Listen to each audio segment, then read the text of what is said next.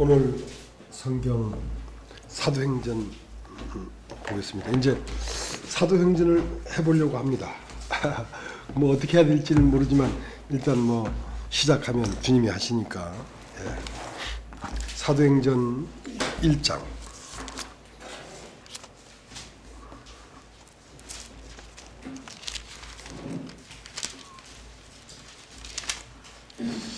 사도행전 1장 제가 읽겠습니다. 데오빌로여, 내가 먼저 쓴 글에는 무릇 예수의 행하시며 가르치시기를 시작하심부터 그의 택하신 사도들에게 성령으로 명하시고 승천하신 날까지의 일을 기록하였노라. 해 받으신 후에 또한 저에게 확실한 많은 증거로 친히 사심을 나타내사 40일 동안 저에게 보이시며 하나님의 나라의 일을 말씀하시니라. 사도와 같이 모이사 저에게 분부하여 가라사대 예루살렘을 떠나지 말고 내게 들은 바 아버지 약속하신 것을 기다리라.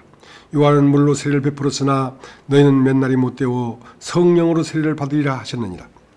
저희가 모였을 때에 예수께서 묻자와 가로되 주께서 이스라엘 나라를 회복하심이 이때이니까 하니 가라사대 때와 기한은 아버지께서 자기의 권한에 두셨으니 너희 알 바 아니요 오직 성령이 너희에게 임하시면 너희가 권능을 받고 예루살렘과 온 유대와 사마리아와 땅끝까지 이르러 내 증인이 되리라 하시니라. 이 말씀을 마치시고 저희 보는 데서 올려와 가시니 구름이 저를 가리워 보이지 않게 하더라. 올라가실 때에 제 아들이 자세히 하늘을 쳐다보고 있는데 흰옷 입은 두 사람이 저희 곁에 서서 가로되 갈릴리 사람들아 어찌하여 서서 하늘을 쳐다보느냐. 너희 가운데서 하늘로 올리우신 이 예수는 하늘로 가심을 보니 그대로 오시리라 하였느니라. 거기까지 읽겠습니다. 이제 이 사도행전 1장 1절에 나오는 단어가 데오빌로입니다. 데오빌로. 데오빌로라는 말은 사람 이름입니다. 사람 이름. 이 데오빌로여 하고 이제 데오빌로라는 이름을 가진 사람에게 수신자가, 이 사도행전이라고 하는 이 글의 수신자가 데오빌로라는 사람이죠. 이제 이 사도행전을 쓴 사람의 이름은 누구냐면 누가입니다. 누가라는 사람인데 이 누가라는 사람은 곧 누가복음을 기록한 누가입니다. 그렇기 때문에 이 누가가 한 사람 데오빌로에게 이제 복음을 증가하고 있는 거거든요. 복음을 증가하는 그런 형식을 선택해서 누가라는 사람이 데오빌로라는 한 수신자를 놓고 그 수신자에게 두 번 글을 썼어요. 먼저 쓴 글에는 예수가 이 땅에 왔다가 삶을 살고 죽기까지를 내가 당신에게 기록한 것을 기록해서 보냈다. 이제 다시 글을 쓰는데 이제는 예수가 이 땅에 태어나서 살고 죽고 부활한 후에 그 예수가 성령으로 제 아들에게 임한 이 사건을 이제 다시 글로 쓰는 것이 사도행전입니다. 그러니까 여러분 누가복음 1장을 한번 찾아보십시오. 누가복음 1장을 한번 찾아보십시오.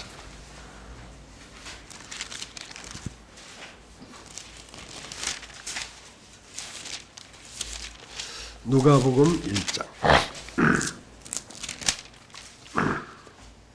제가 읽겠습니다. 우리 중에 이루어진 사실에 대하여 처음부터 말씀의 목격자 되고 일꾼된 자들이 전해준 그대로 내력을 저술하려고 붓을 든 사람이 많은지라. 그 모든 일을 근원부터 자세히 미루어 살핀 나도 데오빌로 각하에게 차례대로 써 보내는 것이 좋은 줄 알았느니 이는 각하로 그 배운 바의 확실함을 알게 하려 함이로다. 그러니까 이 누가는 누구와 동행하면서 이 말씀을 기록했냐면 누가가 직접 예수와 함께 12제자 중에 있어가지고 예수와 함께 예수 시대에 동시대를 산 사람이 아닙니다. 누가는 예수님이 이 땅에 오셔서 죽고 부활한 후에 성령이 바울에게 임했는데 바울에게 임한 그 성령이 어떻게 역사하는가 하는 것을 바울과 함께 다니면서 바울을 통하여 예수를 깨달은 사람입니다. 그러니까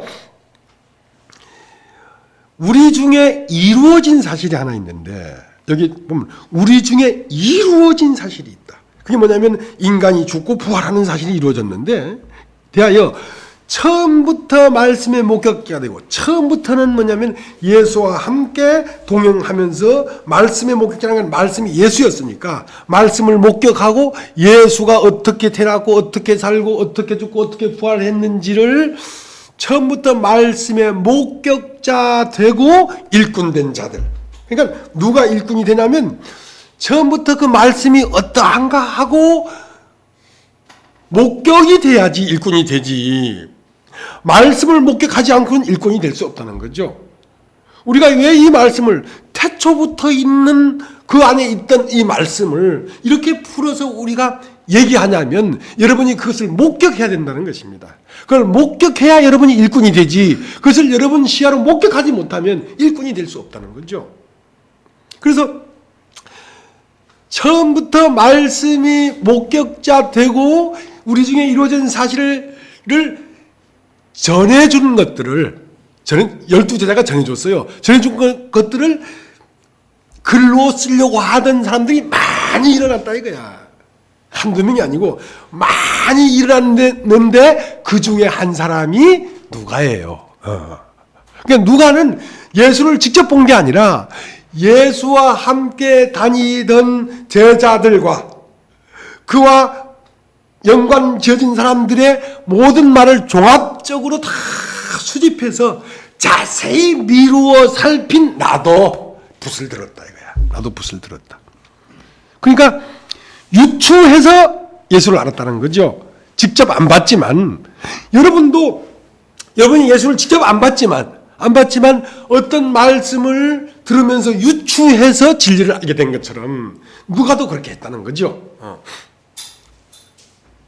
근데 이제 그러한 사실을 예수님이 십자가에 돌아가시고 부활하고 그 후에 바울 시대까지는 한 70년, 100년 가까이 지난 때란 말입니다.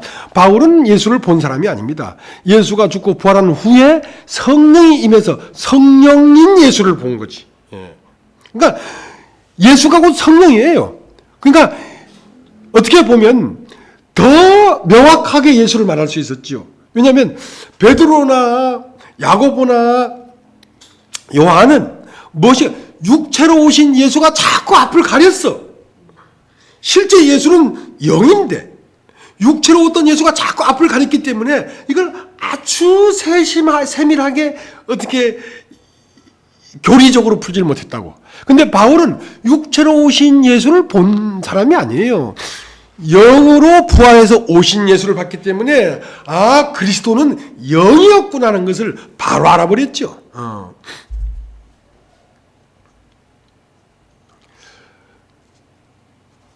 그래서 이제 복음이 증거되기 시작했는데 여기에 데오빌로라고 하는 사람이 각하. 우리나라는 이제 대통령 보고 각하라 하잖아요. 이 정도 되면 아마 군대도 말이죠. 이 장군들 보고는 각하로 하는 경우가 있어요. 각하.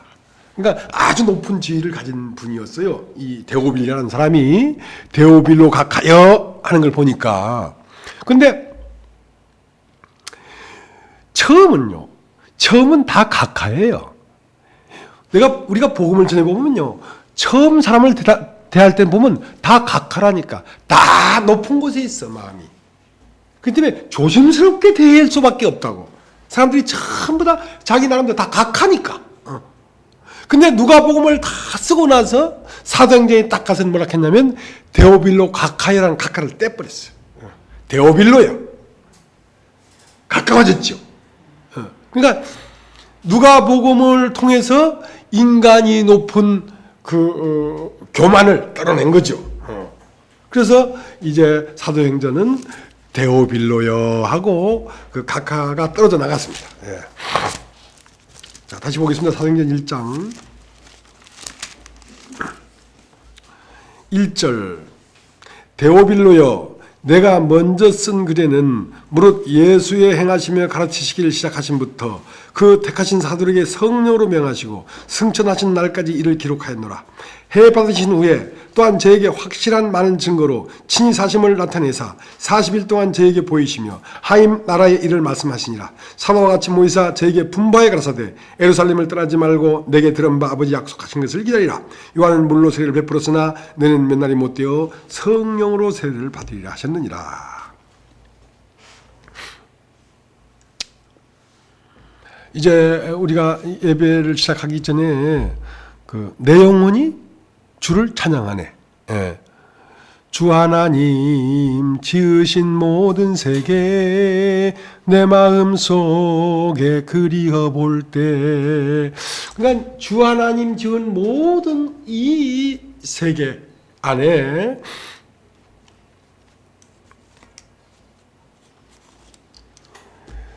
시냇물이 하나님을 노래하고 숲속의 새들이 하나님을 찬양한다 이거야. 하는데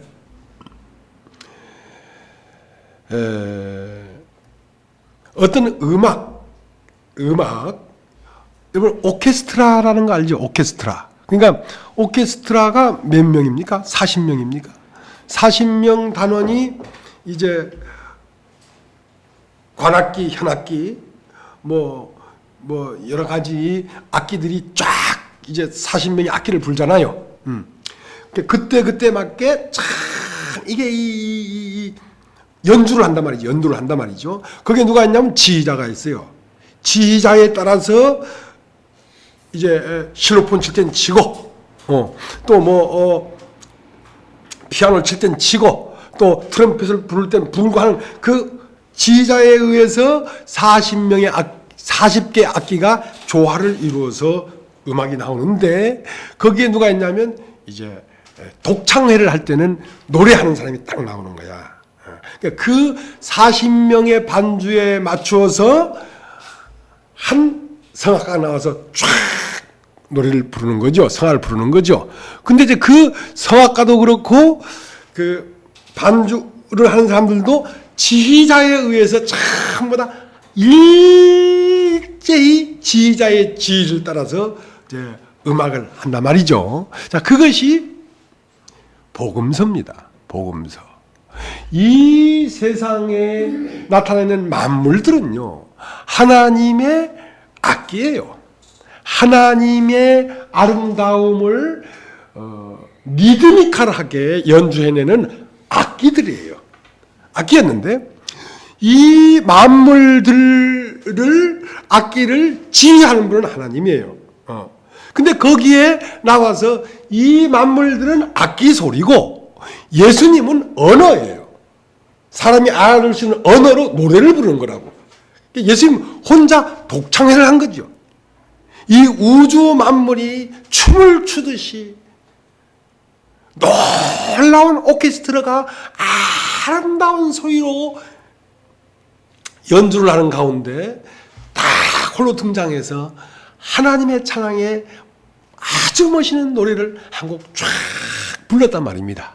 그 상황을 데오빌로 각하에게 중계해 준 겁니다. 누가가. 그러면 이제 이 사도행전은 뭐냐? 그 오케스트라의 모든 연주자가 그냥 있는데 이거는 지금 합창단이란 말입니다. 합창단. 독창이 아니고 이제는 합창단이란 말입니다. 많은 합창대원들이 똑같이 화음을 맞추면서 노래를 부르는 거란 말입니다. 그러니까 예수님 당시에는 홀로 독창을 불렀지만 이제는 성령이 임해서 베드로, 야고보, 바울 할 것 없이 많은 형제 자매들에게 바로 언어가 들어가가지고 다 노래를 부르고 있죠. 그러니까 박종 형제가 얘기하는 것처럼 어떤 사람은 이런, 어떤 사람은 저런 각 지체들마다의 직분이 따로 있고 위치가 따로 있고 하지만 한 노래를 조화롭게 부르는 겁니다. 그 다음에 독창만을 가지고는 그 감동을 다 못 받았기 때문에 이제 합창을 부르는 거거든요. 합창을 부르는 거거든요.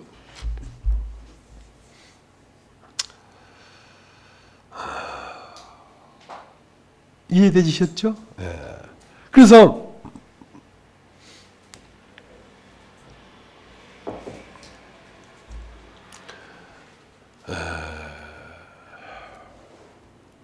요한복음 1장 1절은 이렇게 됐어요.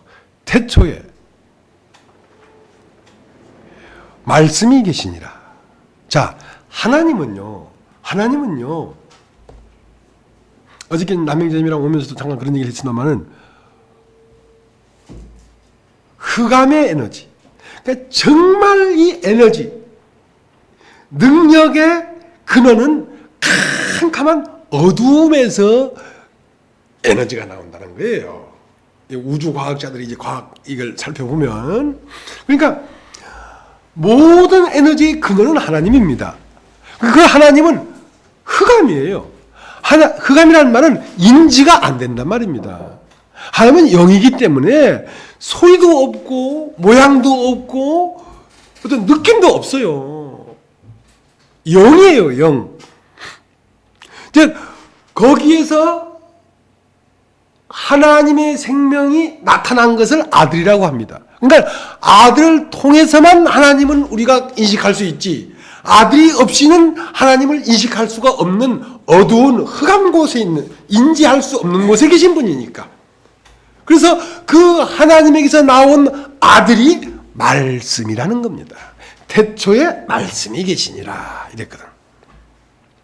그럼 이 말씀은 처음으로 말씀이라고 하는 어떤 것이 나오는데, 이 말씀은 어떤 언어를 말하는 게 아닙니다. 태초에 존재가 있었다 이 말입니다. 존재가 있었다. 말씀은 존재니까. 근데 그 존재에서, 말씀에서 뭐가 나왔냐면 만물이 나왔습니다. 그래서 우리는 말씀이 있을 때만, 말씀을 가지고만도 하나님을 인식할 수가 없었어요. 말씀 자체는 생명이니까 생명을 볼 수가 없잖아요. 그 생명에게서 이 물질적인 만물이 나왔을 때 비로소 우리는 있다. 무엇이 있다. 그러니까 무엇이 있다. 그러니까 아무것도 인지되지 못하고 인식되지 못하던 그때에 무엇이 있다. 그것이 하나님이에요. 무엇이 있다. 있다. 그래서 하나님에게서는 말씀이 나왔고, 하나님은 생명인지 뭔지도 몰라요. 말씀이 나오니까 그것이 생명의 말씀이었지. 그러나 그 말씀만 있을 때는 우리는 하나님을 인식하지 못했습니다. 그 말씀에서 만물이 나오니까 비로소 하나님을 우리가 알게 됐거든요. 그래서 그 하나님 안에 있는 말씀이 어디 안으로 들어갔냐면 만물 안으로 들어갔습니다. 그러니까 만물 안에는 무엇이 들어있냐면 말씀이 들어있습니다. 말씀이라는 것은 생명과 도예요. 생명은 에너지고 도는 길이에요. 모든 만물 안에는 에너지가 들어있는데 그것을 생명이라고 하고, 또 거기엔 섭리가 들어있어요. 소나무는 소나무의 길이 따로 있고, 대나무는 대나무의 길이 따로 있고, 호랑나비는 호랑나비의 길이 따로 있고, 흰나비는 흰나비의 길이 따로 있지만 그 안에 에너지는 한 에너지예요. 하나의 생명이 다른 길로 나왔기 때문에 모양을 달리 가졌을지라도 실제 생명은 하나가 아닌 것은 없단 말이에요. 하나님이 아닌 것은 존재하지 않는단 말이죠. 그래서 이 우주 안에 있는 모든 만물들은 오케스트라가, 하나님을 찬양하는 연주 악기들이란 말입니다. 그러나 사람은 달라요. 모든 만물들과 사람은 다른데, 사람은 뭐냐면 그 노래를 부르는 성악가예요. 그러니까 어떤 악기 소리를 내는 게 아니라 언어를 말하는 말입니다. 그러니까 이 만물들은 한 사람 예수 그리스도가 하나님을 나타내는데 도움을 주는 연주자들이고, 실제 하나님을 나타내는 건 예수 그리스도란 말입니다. 그 말 이해되십니까? 예. 그것을 아들이 말씀이 만물 안에 있을 때를 성부의 시대다. 성부, 하나님 아버지의 세계란 말입니다. 그러다가 그 하나님의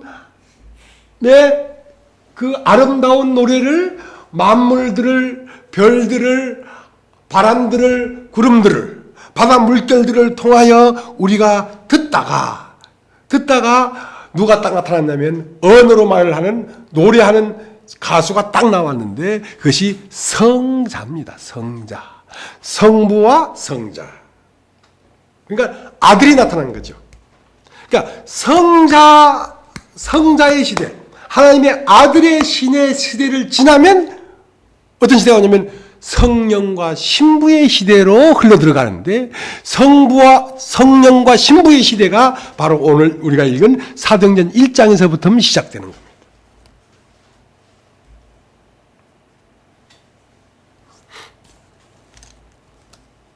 그러면 실제로 하나님은 어디까지 오려고 한 거냐면, 하나님에게서 누가 나왔습니까? 아담이 나왔잖아요.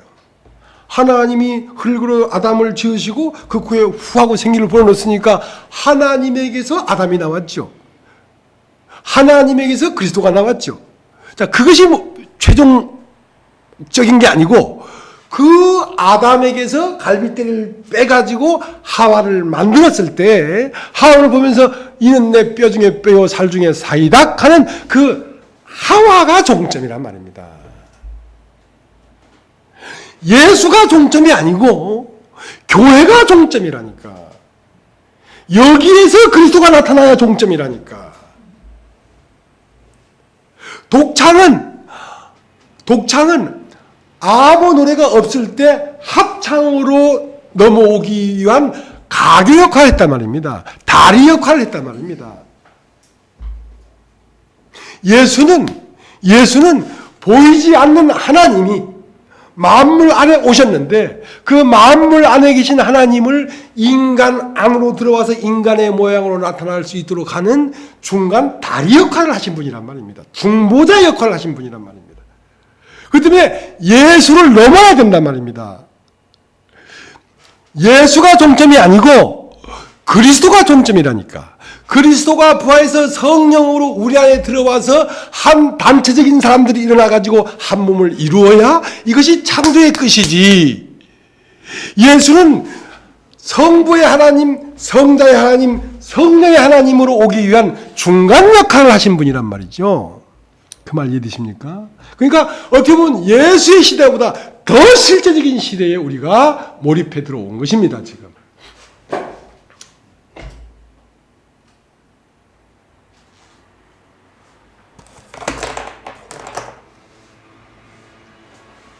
그래서 하나님은 창조를 하셨습니다. 창조를 하셨는데, 창조의 완성이 뭐냐면 하나님의 형상대로 사람을 만드는 거였어요. 그러면 사람을 만들어서 뭐하게? 사람 속 안에 들어오시려고. 사람들 안으로 들어오시려고. 남자에게만 아니라 남자와 여자를 창조했단 말이에요. 하나님 안에는 남성적인 하나님과 여성적인 하나님이 있는데, 여성적인 하나님 안에 들어와야 종점이란 말입니다. 남성적인 하나님을 거쳐서, 예수를 거쳐서 예수의 신부에까지 와야 종점이지. 남자에게만 온 것은 아직 창조가 완성된 게 아니죠. 왜냐하면 아담이 하와를 자기 갈빗대를 찌르니까 피와 물이 나왔어. 예수를 십자가에 깊이 잠들게 해서 옆구리를 찌르니까 피와 물이 나온 것처럼, 아담을 깊이 잠들게 해서 옆구리 갈빗대를 빼가지고 하와를 만드니까 이는 내 뼈 중에 뼈 살 중에 살이라고 했던 것처럼 교회가 나타나야 창조가 완성되는 거지 예수만으로는 창조가 완성된 게 아니란 말이죠.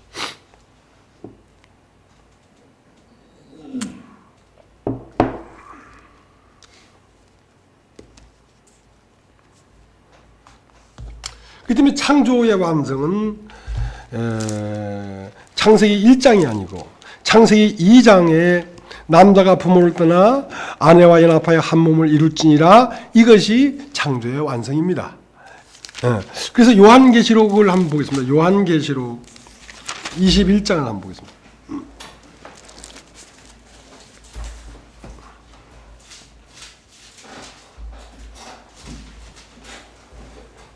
또 내가 새 하늘과 새 땅을 보니 처음 하늘과 처음 땅이 없어졌고 바다도 다시 있지 않더라. 또 내가 보매 거룩한 성 새 예루살렘이 하나님께로부터 하늘에서 내려오니 그 예비한 것이 신부가 남편을 위하여 단장한 것 같더라. 내가 들으니 보좌에서 큰 음성이 나서 가로되 보라 하나님의 장막이 사람들과 함께 있음에 하나님이 저희와 함께 거하시리니 저희는 하나님의 백성이 되고 하나님은 친히 저희와 함께 계셔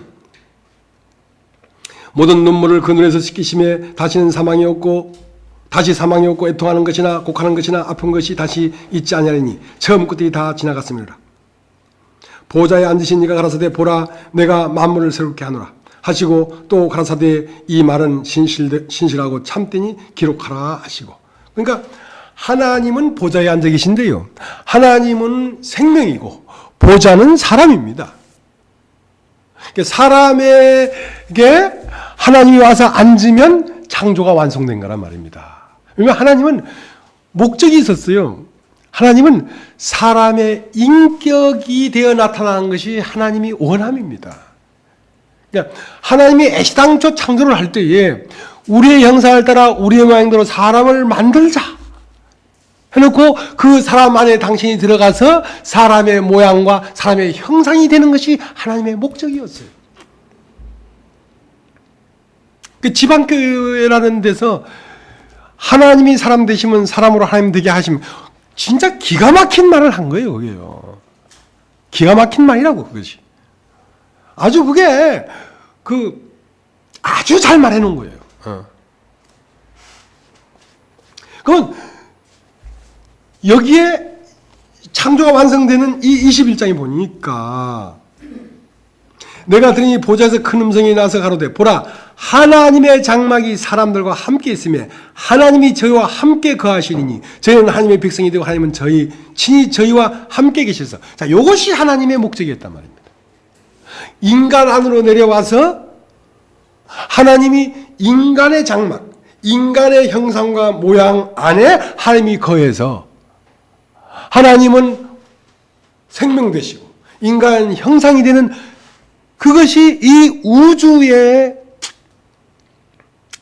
최종 목적지인데 우리가 처음 땅과 처음 하늘은 온데간데 없다는 말은 우리가 하나님의 형상과 모양으로서 하나님의 보좌고 하나님은 이 보좌에 앉은 참 존재, 이것이 오기 전에 우리는 한 개체의 인간으로서 육체로서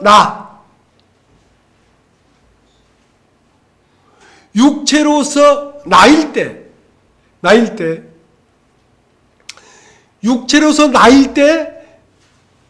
나는 땅이고 육체로서 나일 때는 하늘이 있었는데 그 하늘은 악한 영이 하늘이었단 말입니다. 그러니까 내 안에 거하던 악한 영과 그 영의 형상인 땅에서 태어난 인간이 없어져 버리고 참 하나님과 하늘에서 난 영적 인격이 나타났단 말입니다. 이것이 참세계였다는 거죠. 그 말 이해되십니까? 이것이 참세계였다는 거죠.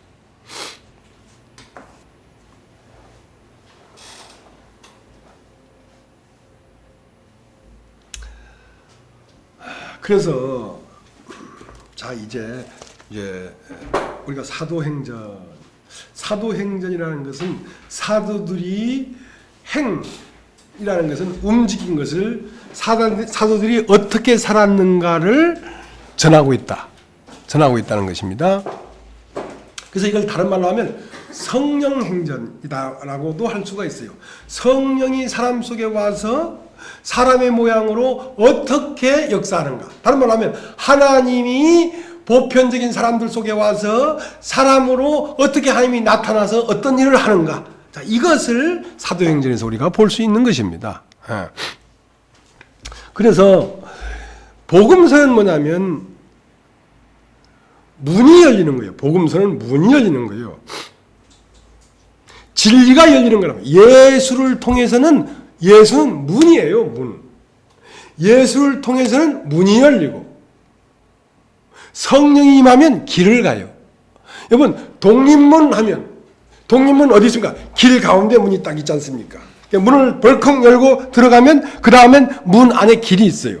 그래서 좁은 문과 좁은 길이 있다고. 그래서 복음서는 진리를 깨닫는 역사란 말입니다. 어떻게 진리를 깨닫는가?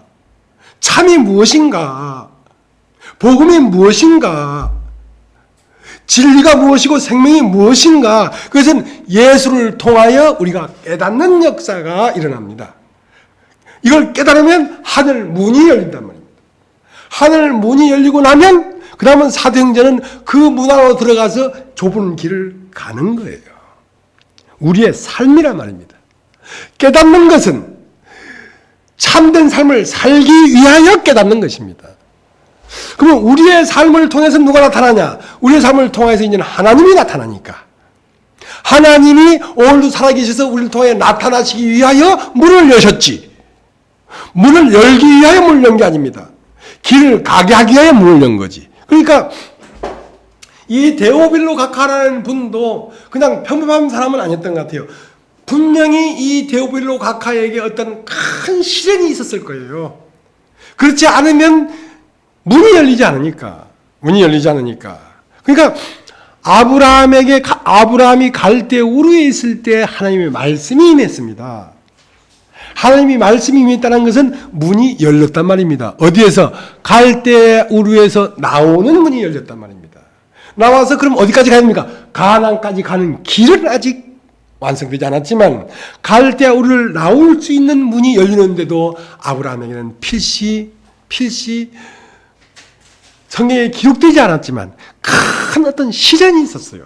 시련이 없이는 문이 열리지 않습니다. 문이 열리지 않아요. 그러니까 이 시련이 얼마나 소중한 건지 몰라요.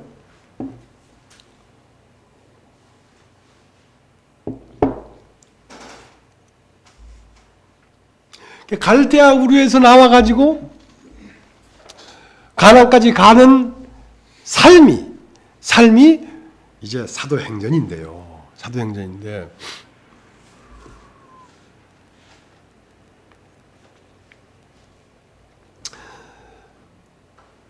이 사도행전은 하나님이 나타나는 삶이니까 역으로 말하면 나를 잃어버리는 삶입니다. 나를 잃어버리는 삶. 그래서 아브라함이 갈대 우르에서 나와가지고 길을 가기 시작했는데 무엇으로 위로를 삼았냐면 에벤에셀이라는 그 에벤에셀이 아니고 뭐죠? 그 누구를 양자 삼아서 데리고 있었단 말입니다. 엘리에셀. 그래서 엘리에셀로 위로를 받다가 엘리에셀을 잃어버렸어요. 하나님이 앗아갔다고. 그러니까 그 다음은 이스마엘이 나왔어. 이스마엘로 위로를 얻었어. 근데 이스마엘도 앗아가 버렸어. 그 다음은 누가 왔냐면 바로 진리인 이삭이 나타난 거죠. 근데 이삭도 가버렸어. 베드로는 갈릴바다에서 고기를 잡던 어부였지만 어느 날 예수가 찾아왔어. 참 소망이 됐어. 예수가 오기 전까지는 이스마엘을 살았는데 베드로가 예수가 왔어. 이삭이 났어.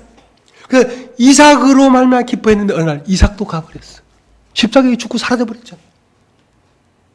아브라함에게 이삭까지 가져가 버렸어. 아브라함은 아무것도 없어져 버렸어. 모든 걸 잃어버렸다. 그때 무엇을 발견하냐면 내 집에 한 병 기름을 발견하는 것입니다. 베드로는 갈릴리 바다에서 만난 육체로 오신 예수를 쫓아가다가 십자가에 죽고 그 예수마저 가버렸어. 그 다음 그 예수를 어디서 만났냐면 자기 안에서 만난 거죠. 열왕기하 4장에 보면 생도의 아내가 나오는데 생도는 하나님을 섬겼어. 그래가지고 어느 날 내 남편이 하나님만을 섬긴 걸 선지자여 당신 모르십니까?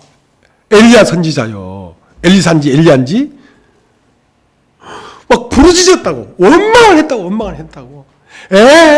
진짜 우리나라를 회복하고 이스라엘을 회복할 걸로 알았던 우리 주님은 십자가에 못 박혀 죽어버리고 이게 뭡니까? 난 고기 잡으러 가겠다 하고 원망하면서 디베레 바닷가로 가버렸잖아요. 그건 참 생도의 아내가 원망만 가득 찬 거야 지금.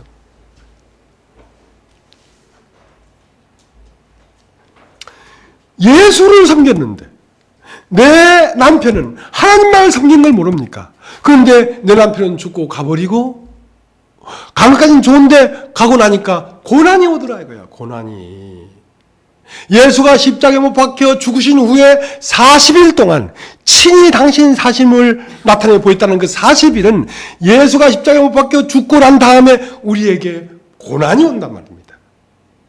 그것은 예수님이 십자가에 못 박혀 죽고 부활한 뒤에 베드로와 야고보와 요한에게만 오는 것이 아니라 우리가 부활한 예수가 내 안에서 활동하기 전에 내 안에 예수는 정말 살아계신 분이구나 하고 내 안에서 자꾸 만나지는 것입니다.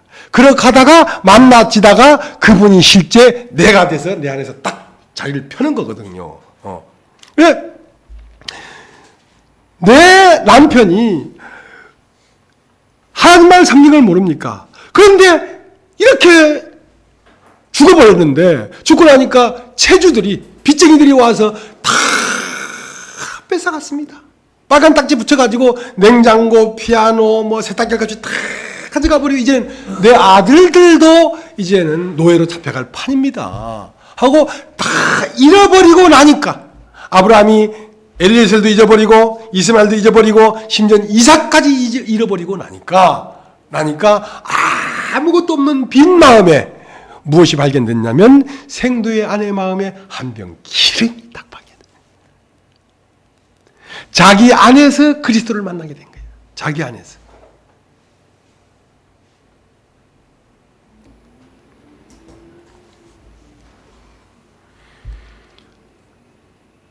네 집에 무엇이 있느냐? 아무것도 없습니다. 다 잃어버리고 나니까 그 전까지는 아마 냉장고 뒤에 딱 처박혀 있었겠죠. 그러니까 내 소유가 있었기 때문에 내 소유에 가리워서 안 보였던 거란 말입니다. 내가 아는 지식, 내 자랑할 만한 어떤 것, 내 공로 이런 것들 때문에 그 뒤에 가리워서 내 안에 하늘로부터 온 그리스도가 안 보였단 말입니다. 태초부터 하나님부터 불어넣어진 그 생기의 생명이 발견이 안 됐던 거란 말입니다. 밭에는 보화가 감춰져 있었는데 왜? 내 소유 때문에 그게 안 보였던 거란 말입니다.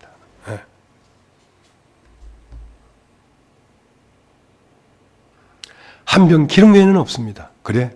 그럼 한 병 기름을 가져와라. 그리고 문을 닫아라. 문을 닫아야 돼. 문을 닫아야 돼.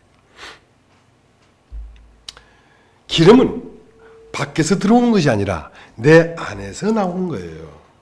내 안에서 영생하도록 수사는 샘이 터져 나오려면 밖에 문을 닫아라 이거야. 세상과 단절해란 말이야. 세상과 문을 닫지 않고는 성령이 나오질 않아요. 역사될 수가 없으니까 철저하게 밖에 문을 닫는 것이거든요. 여러분, 그러니까 세상 사람들하고 접촉하지 마라 이런 게 아니잖아요. 그런 거 아니잖아요. 이해하시죠? 베드로에게 네가 나를 사랑하느냐 3번 물어봤던 것처럼 하나님을 더 사랑하는 마음이 돼야 된다는 것이죠.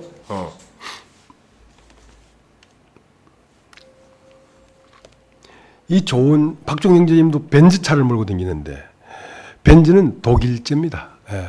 볼보도 독일제예요. 또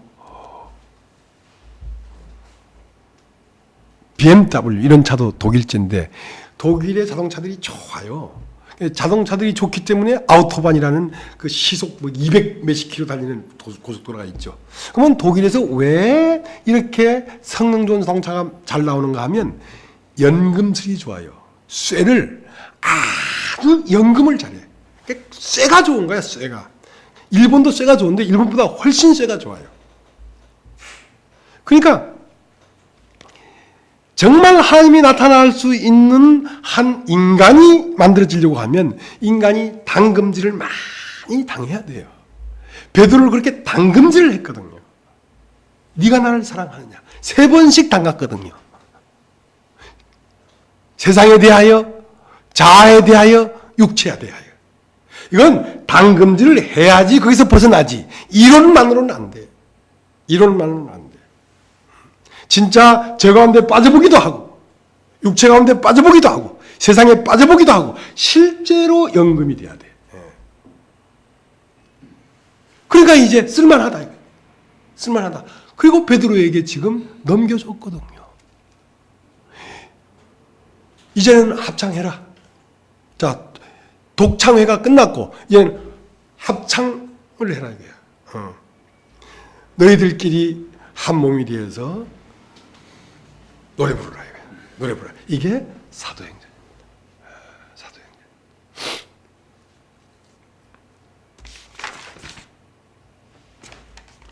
자, 이제 조금만 더 보겠습니다.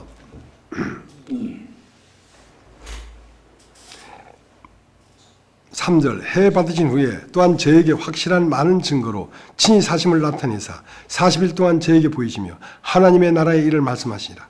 사도와 같이 모이사 저에게 분바에 가라사대 예루살렘을 떠나지 말고 내게 들은 바 아버지 약속하신 것을 기다리라. 요한은 물로 세를 베풀었으나 너희는 몇 날이 못되어 성령으로 세를 받으리라. 저희가 모였을 때에 예수께 묻자와 가로되 주께서 이스라엘 나라를 회복하심이 이때이니까 하니 가라사대 때와 기하는 아버지께서 자기의 권한에 두셨으니 너희 알 바 아니요 오직 성령이 너희에게 임하시면 너희가 권능을 받고 예루살렘과 온 유대와 사마리아 땅까지 이르러 내 증인이 되리라 하시니라. 이 제자들과 예수님이 함께 있을 때 하나님은 어디에 관심이 있냐면 한 사람의 내면을 연금하고 마음을 연단시켜서 한 사람 마음 안에 온전한 하나님의 창조를 이루려는데 포인트가 맞춰져 있는데 제자들의 마음은 밖으로 나가 있어요. 언제 이스라엘 나라가 회복되겠습니까? 언제? 그러니까 언제 이 땅은 종말을 맞이하고 하나님의 나라가 이루어지겠습니까? 하는 밖에 나타난 이 세계가 언제 종말이 오고 언제 하나님 나라가 되겠습니까? 여기에 관심이 있다니까. 근데 그건 네가 알 바 아니다 이거야. 그게 중요한 게 아니다 지금.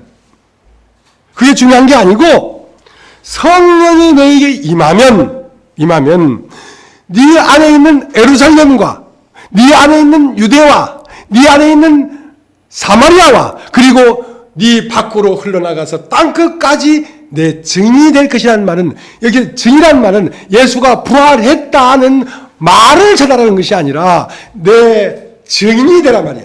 네가 너를 볼 때마다 아 예수가 부활했구나. 너를 볼 때마다 예수가 부활한 것이 보일 수 있도록 하라는 것입니다.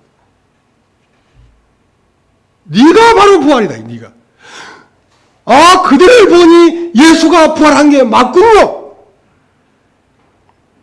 성령이 예수를 통하여 노래 부르던 그 노래가 합창으로 나오고 있단 말이에요.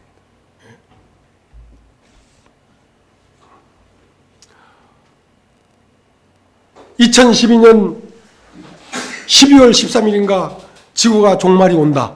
팍 떠드는데 그건 니들이 알 바 아니라는 거야. 그게 중요한 게 아니라는 거야. 그럼 종말도 오겠지. 그러나 그건 몰라. 알 바 아니야. 중요한 세계는 네 안의 세계란 말입니다. 여러분, 하나님 나라는요, 밖에서 오는 게 아니고요, 안으로 옵니다. 안으로 들어온다니까. 참 신기하죠. 여기에 물을 부으면 피부 속으로 물이 안 들어가잖아요. 그죠? 근데 안에 있는 물은 밖으로 나와야 안 나와요? 나와요. 참 신기하죠. 여러분, 이 우리 몸 가죽이 있는 것 같지만요, 밖에 하고 다 숨을 쉽니다. 화상 입으면요, 이게 뭉개져 버리면, 그러면 이 피부가 호흡을 못하기 때문에 사람이 죽습니다. 우리는 밖에 하고 단절된 것 같지만요, 우리 속세계하고 밖에하고 연결이 되어 있어요. 우리의 영하고요, 영하고 기름이 흘러나오는 하나님의 세계하고요, 요 안으로 연결되어 있다니까. 밖에서 오는 게 아닙니다. 안에서 연결돼. 그러니까 문을 닫으라 이거야. 밖이 중요한 게 아니다. 문을 닫으라. 그러면 그 한 병 기름에서 기름이 나오는 거지, 밖에서 기름이 들어오는 게 아니라니까. 안에서 밖으로 기름이 나가는 거지. 그러니까 주님이 네 안으로 들어와서 네 밖으로 나가지, 밖에서 들어오는 게 아니란 말이에요. 사람들이 전부 다 밖에 관심이 있어. 잘못됐다는 거예요.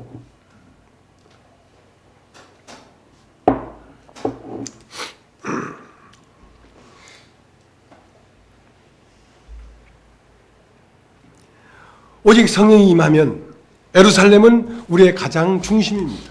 우리의 영과, 유대는 우리의 혼과, 사마리아는 그 좀 섞여 있는 데잖아요. 유대인과 이방인이 섞여 있는 사마리아, 우리의 육체와 이 세 세계가 다 정복이 된단 말입니다. 우리는 처음 어릴 때는 어린 양은 영만 하나님과 접촉이 됐어요. 그러나 우리가 다스림을 받으면, 연단을 받으면, 베드로에게 세 번 물어봤어요. 네가 나를 사랑하느냐? 예, 사랑합니다. 어린 양을 먹이라. 이건 영의 하나님과 접촉이 된 거예요. 그 다음, 네가 나를 사랑하느냐? 예, 사랑합니다. 그러면 내 양을 치라. 양이, 어린 양이 다스림을 받아야 성숙한 양이 되는 거예요. 연단을 받아야. 그게 고난이죠. 예수가 온 후에도 우리가 고난이 있어요. 예. 그 다음 세 번째, 네가 나를 사랑하느냐? 근심이 됐어. 그러니까 내 양을 먹이라 했어요. 그러니까 그 첫 번째, 두 번째를 지나야 성숙한 양이 되니까. 그래서 성령이 임하면 천국은 마치 어떤 여자가 가루 한 말, 두 말, 세 말 속에 갖다 놓은 누룩과 같으니 나중에 되면 다 부풀어서 그릇에 넘쳐난다 이거야. 그 그릇이 넘쳐나는 곳은 땅끝이고, 처음 한 말이 들어있던 그릇은 영이고, 그 다음 두 말째는 우리의 마음이고, 세 말째는 우리의 삶이에요. 우리의 삶을 넘어서 이젠 다른 사람에게 생명이 간단 말이죠. 그래서 성령이 임하면 예루살렘과 유대와 사마리아와 땅끝까지 내 증인이 되리라. 부활은 어디서 먼저 만나는 거냐? 내 안에서 먼저 깨달아지는 겁니다. 부활이. 내 영에서, 그리고 내 마음에서, 그리고 내 삶에서, 거기에서 부활이 부풀어서 나타날 때, 다른 사람이 나를 볼 때, 아, 예수구나, 그리스도가 진짜 오늘도 부활하네, 그렇게 보일 수 있도록 된다는 것이죠.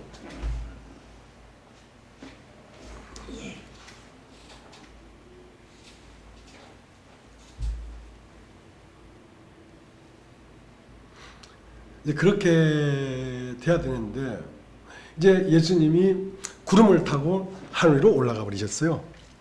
올라가 버리셨는데, 흰옷 입은 두 사람이 어찌하여 너는 그 하늘만 그렇게 자세히 쳐다보고 있느냐? 그 하늘에 올라간 그대로 오실 것이다 이거야. 오실 것이다 이거야. 자, 예수님은 부활해서 40일 동안 저에게 보여줬어. 보여주니까 그걸 다 봤어. 그걸 보여준 것은 이제 내가 오겠다는 신호거든요. 그 구약 사사기에 보면 기드온이라는 선자가 나옵니다. 근데 이제 그 기드온 보고, 큰 용사래. 기드온 보고 큰 용사요. 저 미디안 족속, 또 저 블레셋 족속을 네가 진멸을 해라. 그 기도는 너무 소심한 사람이었어. 왜냐면 그 가나안 족속들이 막 왕성하니까 그 밀을 타작했는데 이런 상자 박스 속에 들어가서 밀을 이렇게 손으로 비웠어. 왜냐면 그거 비벼서 음식을 해 먹으려고. 그러니까 밭에서 개방된 상태에서 밀타작을 못했단 말입니다. 소심히 해서 뺏어갈까봐. 아주 작은 사람이었어요. 그렇게 작은 사람에게 하나님이 큰 용서라 하는 거야.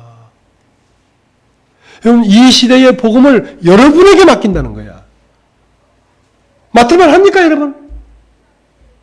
아무것도 모르잖아요. 소심하잖아요. 근데 큰 용서래, 여러분 보고.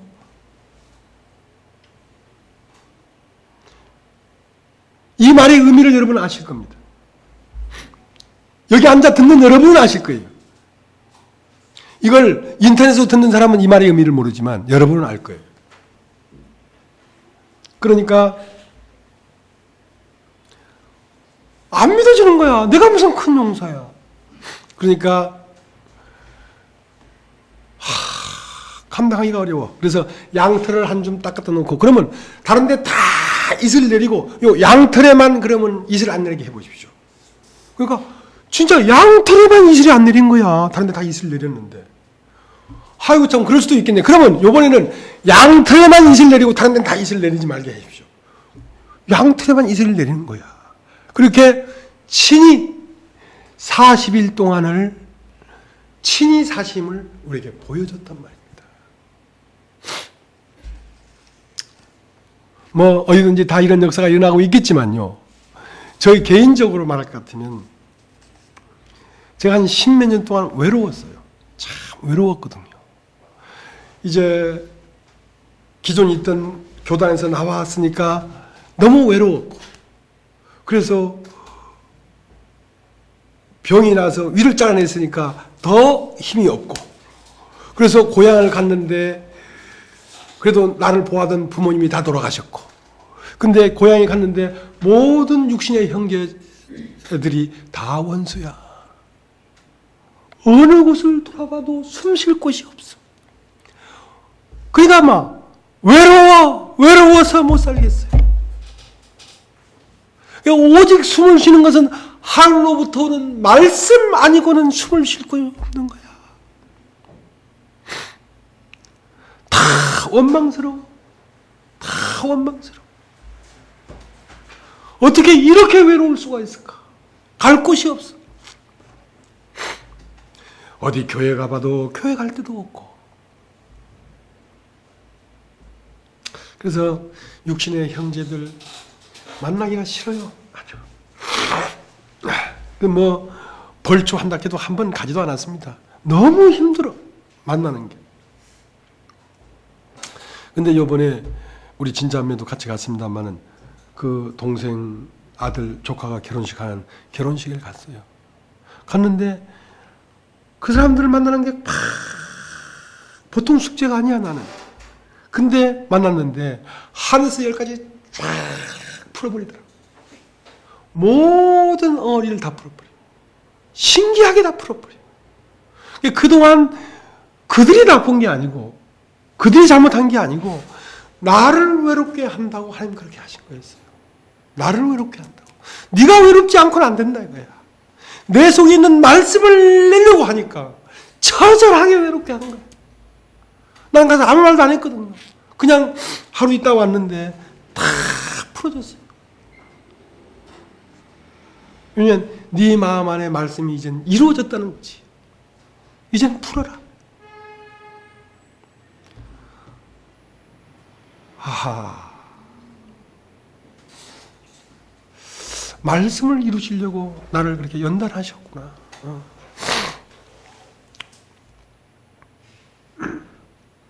그냥 아프긴 나만 아픈 거지. 그들은 아프지도 않았어. 나만 아팠어. 나만 아팠던 거야.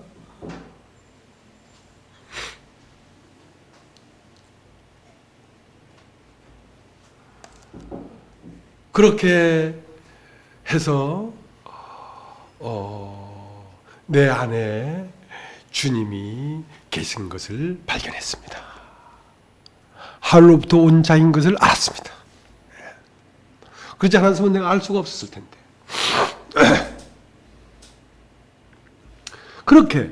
그렇게 예수는 죽고 부활했지만 우리의 인식에서 사라져버린 거거든요. 인식에서. 그러니까 인식에서 사라져버리니까 다시 우리가 어떤 상태가 되면 나타난다는 거죠. 그러니까 하늘에 올라간 그대로 다시 온단 말이에요. 구름이라는 것은 가리워졌다는 겁니다. 우리의 인식에서 가리워졌다는 겁니다. 그러니까 여러분 해보시면 알겠지만요. 주님은요. 여러분 안에 계시지만요. 나타났다가 들어갔다가 나타났다가 들어갔다가 하고 계십니다. 지금도. 여러분이 어떤 인식이 딱 되면 주님이 여러분에게서 나타납니다. 그렇다고 그냥 있는 게 아니에요. 다시 구름 속으로 들어가 버리십니다. 여러분 해보면 알아요. 여러분이 해보시라고. 어떤 때는 여러분이 아니고 여러분 자신이 그리스도예요. 그러나 조금 지나보면 여러분이 그리스도가 아니라 여러분 자신이에요. 그렇게 이 예수가 내 안에서 나타났다가 들어갔다가 나타났다가 들어갔다를 반복하고 있습니다. 실제적인 상황입니다. 여러분 어떤 면 말씀이 깨달아서 너무 충만해. 근데 한순간 깜깜해버려. 가버렸어. 그분이 가버렸어. 근데 어느 순간이 되면 다시 오셔. 그러니까 하늘에 오르락 내리락 하고 계시다니까 지금.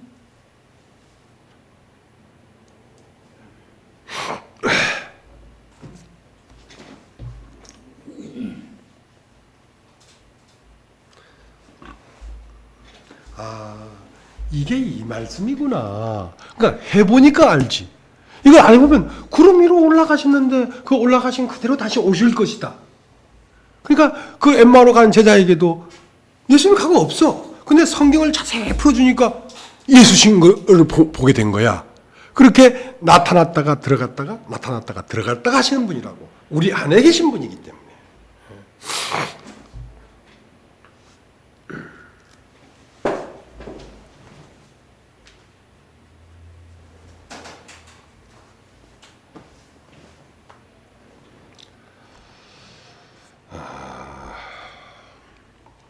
그래서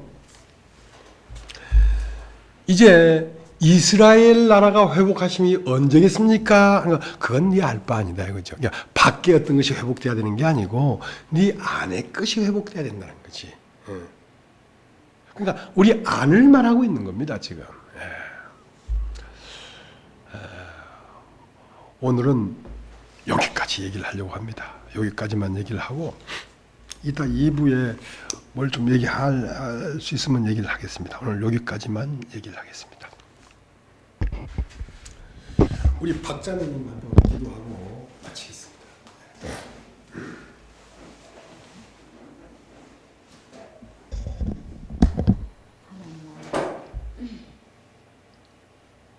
정말 우리가 아버지께 대하여 주고 있어서 눈으로도 귀로도 아무런 것이라고 들을 수 없었고 볼 수 없었던 참 그러한 자들이었는데 하나님 아버지께서 참 진리를 보내시고 또 아버지께로 말미암아 죽어있는 저들을 주님이 참 그 진리가 오셔서 만나서 터쳐지게 깨우쳐 주셔서 정말 아버지를 참 찬양할 수밖에 없고 아버지를 아버지라고 부를 수밖에 없는 이런 참 놀라운 은혜와 참 주의 그 영광을 보게 하신 것을 인하여 주님 앞에 참 감사를 돌려드립니다. 하나님 참 이는 내 뼈 중에 뼈요 살 중에 살이라고 주님이 얼마나 참 저들을 향하여 기뻐하셨는지요. 이 놀랍고 이 크신 주님의 뜻을 이 작고 정말 세미하게 정말 무제한 참 그러한 자들이 어찌 이것을 다 감당을 할 수가 있겠습니까? 끊임없이 하나님께서 이런 저들의 심령을 그리스도 되신 그 생명의 참 암을 주님이 참 끊임없이 찢어주시고 넓혀주셔서 정말 그 하나님께서 정인을 삼으시기를 기뻐하시는 그 정인을 주님께서 끊임없이 우리에게 목돋게 하여 주셔서 먼저 하나님 저들로 말미암아서 그 아버지를 참 하나님 밝히 발견함으로 그 정인이 되게 하시기를 주님이 기뻐하시는 줄을 압니다. 하나님께서 주의 성령으로 말미암아 이제 참 교회된 주님이 기뻐하시는 그 살 중에 살이요 뼈 중에 뺀 이 교회를 주님이 끊임없이 축복하시는 것을 인하여 감사를 드리고 하나님께서 참 끊임없이 저들에게 말씀을 허락하실 때마다 하나님 그 말씀이 어떤 허상으로 들려지는 것이 아니라 하나님 그 말씀이 참 육신이 되셔서 참 우리 가운데서 주님이 참 나타내시고자 하시는 아버지의 그 행상으로 주님 참 저들이 이 삶을 살아갈 수 있도록 하나님 아버지께서 축복하여 주었기를 참 원합니다. 오늘 또 주님 참 저들에게 이 그리스도의 아들의 아버지의 길을 가르쳐 주신 주님 앞에 영광을 돌리며 우리 주 예수 그리스도 이름으로 기도드렸습니다.